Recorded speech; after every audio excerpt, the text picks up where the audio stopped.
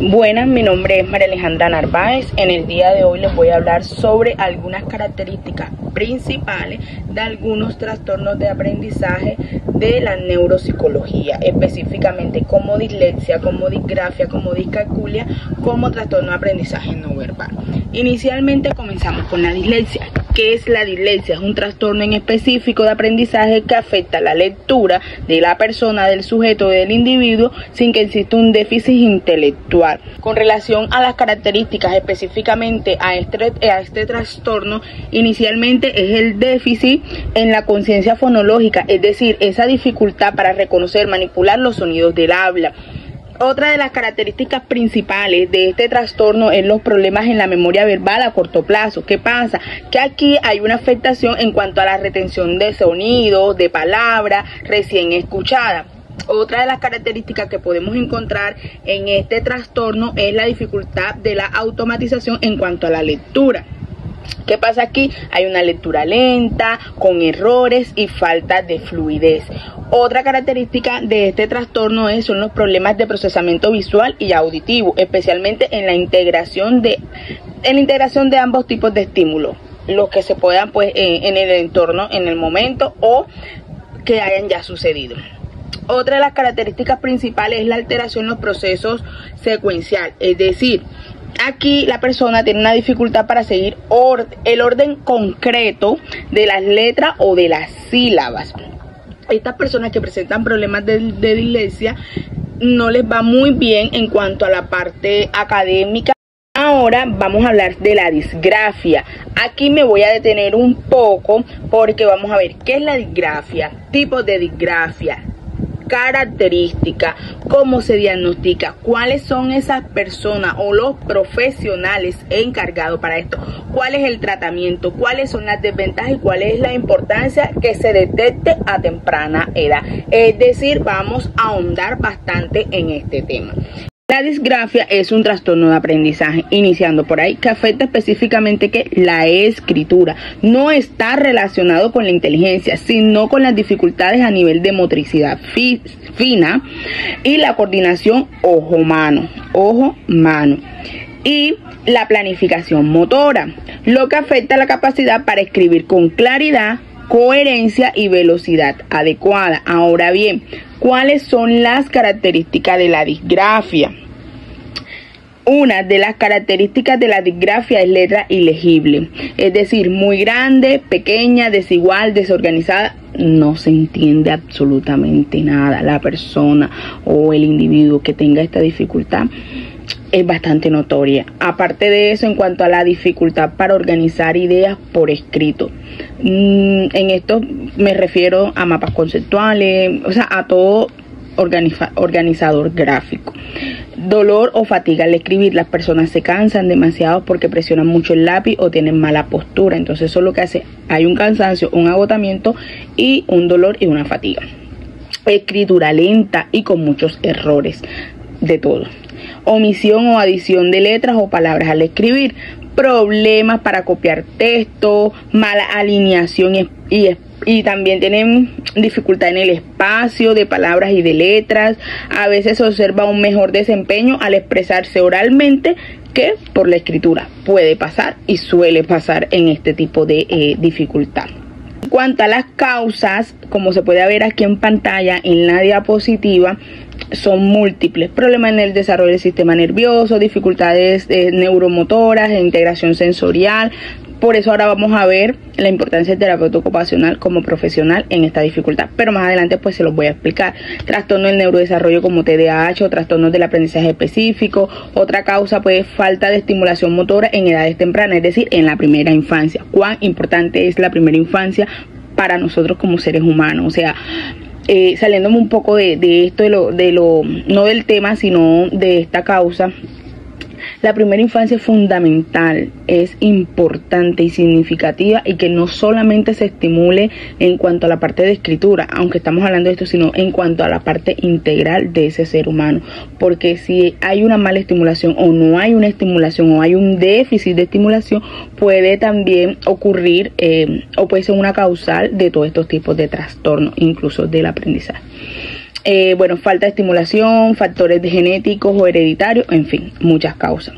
Ahora bien, ¿cómo se diagnostica? Se requiere una valoración interdisciplinaria, no hay que el psicólogo, no, una evaluación interdisciplinaria. ¿Cuál o a qué me refiero con una evaluación interdisciplinaria? Psicólogo, neuropsicólogo, terapeuta ocupacional. ¿Vieron la importancia del terapeuta ocupacional? Ahora en las causas, docentes especializados. El psicólogo, neuropsicólogo, ¿para qué? Para que haga una evaluación cognitiva y emocional. El terapeuta ocupacional, ¿para qué? Por una evaluación de a nivel de motricidad fina y de coordinación. Importante. El docente especializado, ¿por qué? Porque inicialmente es la persona que siempre está con el estudiante, porque es un trastorno escolar también. Aprendizaje, está con el estudiante, está con la persona. Entonces un docente especializado mira la escritura, mira cómo copia, mira cómo coge dictados, mira la evaluación psicopedagógica. Entonces es un grupo interdisciplinario bastante importante y fundamental. Ahora bien, en cuanto al tratamiento o intervención, esto no está aquí en la diapositiva, el tratamiento de intervención, pero quiero hacer mucho énfasis porque, bueno, a mí estos temas, profe, a mí me encantan. Yo soy educadora especial, aparte de ser psicóloga, tengo 2 profesiones y por eso me ve que me emociono con el tema porque es un tema que me agrada muchísimo y tengo muchísimo conocimiento con relación a él. Entonces me gusta, me apasiona, a mí todo esto me apasiona. Entonces, bueno, retomamos. En cuanto a la intervención y al tratamiento, no hay una cura, pero puede mejorar. Entonces son como unas buenas noticias con un plan de intervención constante y permanente, con terapeuta ocupacional, apoyo psicopedagógico, uso de tecnología como tablet, dictado por voz, teclado, etcétera, y adaptaciones escolares con más tiempo, exámenes, exigencias, en fin, o también por medio de un PIAR o por medio de un DUAR, que también es importante en este sentido para el estudiante, pero realmente que sí se ha aplicado. Ahora bien, ¿cuáles son las desventajas de este trastorno? Inicialmente un bajo rendimiento académico, baja autoestima, frustración. Claro, obviamente las personas que sufren de esta dificultad tienden a frustrarse, y no solamente con la disgrafia, no solamente con esto, o sea, cualquier patología, la persona se frustra. Entonces eso también juega algo a nivel emocional. Dificultades para comunicarse por escrito, ansiedad ante las tareas escolares, posible rechazo escolar o social. Entonces miren las desventajas que padecen a estas personas con este diagnóstico. Ahora sí, ¿cuál es la importancia de la detención temprana? Detectar la disgrafia desde los primeros años de vida mejora el pronóstico, o el diagnóstico mejora todo, porque si tú identificas a una persona con estas dificultades, tú enseguida vas a buscar apoyo, tú enseguida vas a accionar, vas a hacer un plan terapéutico, vas a hacer esto. ¿Para qué? Para mejorar, para intervenir, y con apoyo, con estrategias efectivas avanzadas en cuanto a educación, muestran un mayor avance. Listo. La discalculia.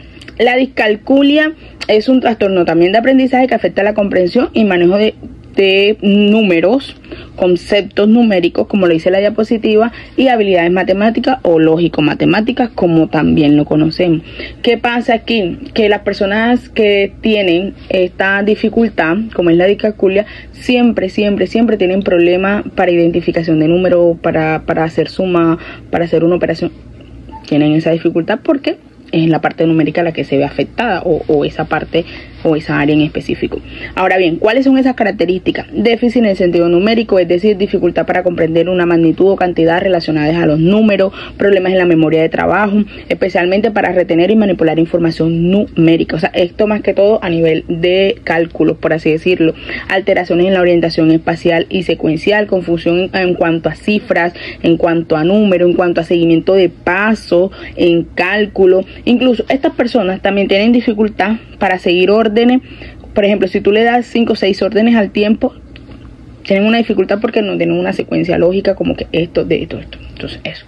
Dificultad en el razonamiento lógico matemático, como lo dije pues inicialmente, problemas para aplicar reglas, procedimientos matemáticos, y problemas en la automatización, es decir, como tablas de multiplicar, en fin. Entonces vemos que estas personas o estos seres humanos con esta dificultad tienen bastante, es bastante complejo. Voy a contar un ejemplo. Yo actualmente pues trabajo en una IPS y tengo un paciente que tiene esta dificultad, y por más desde el área de terapia ocupacional, que es la que yo le estoy trabajando, por más que le esté trabajando, tiene la dificultad, y es bastante no solamente notorio, sino trabajado, que una persona, por más estrategia que le estés implementando, se le hace complejo. Entonces sí, también es importante que a temprana edad se identifique y se trabaje. Ahora voy a hablarles sobre el trastorno de aprendizaje no verbal, como también conocido TANV. ¿Qué pasa? Que este trastorno se caracteriza por dificultades en el procesamiento no verbal, posee un desarrollo adecuado del lenguaje verbal. ¿Cuáles son las características iniciales que aquí se ven? Déficit en las habilidades visoespaciales y motoras, como torpeza, mala coordinación, dificultades en la organización visual, entre otras. Otra dificultad que vemos aquí en este trastorno son los problemas de comprensión de conceptos abstractos y simbólicos. Ya es que nos estamos dando cuenta que es muchísimo más complejo, o sea, no se limita a un área en específico, sino que es más general, que el lenguaje verbal puede ser más fluido. Dificultades en la interpretación de información no verbal, expresiones faciales, tono de la voz, gesto, en fin. Y también otra de las características que podemos encontrar en este trastorno es la alteración en cuanto a la planificación y organización. Estas personas afectan en el desempeño escolar y cotidiano, es decir, en las habilidades de la vida diaria.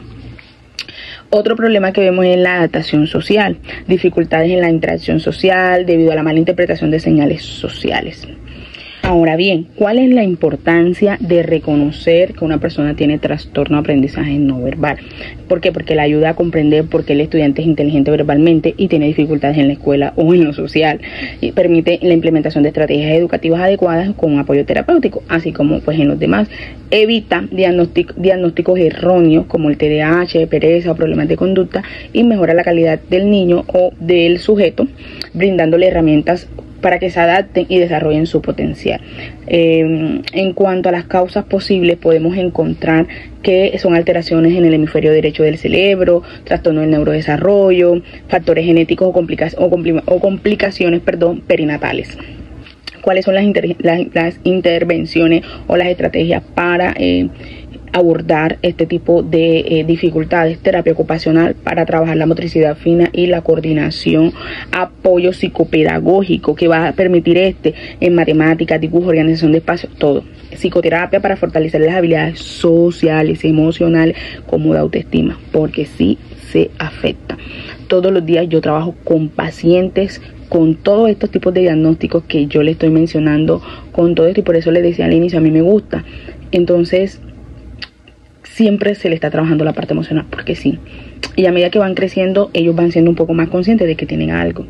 Entonces, importantísimo ese apoyo emocional. Y por último, pues las adaptaciones escolares, como lo mencioné ahorita, instrucciones verbales claras, grabadoras, evitar tareas que impliquen mucha copia o manejo espacial. Esto también es importante que los docentes sepan. Bueno, entonces eso es como todo lo que he traído para presentarle, profe, con relación a estos trastornos que usted nos mandó pues a investigar. Aprendizaje no verbal, la dislexia, así como haciendo un resumen brevemente, la dislexia es la lectura y la conciencia fonológica, fluidez, memoria verbal. La disgrafia, escritura, motricidad fina, ortografía, organización escrita. En cuanto a la discalculia, ya sabemos que es la matemática, organización de números, cifra, sentido numérico, memoria de trabajo, automatización, etcétera. Y por último, el trastorno de aprendizaje no verbal es el procesamiento no verbal, visoespacial, coordinación, habilidades sociales. Entonces, muchísimas gracias.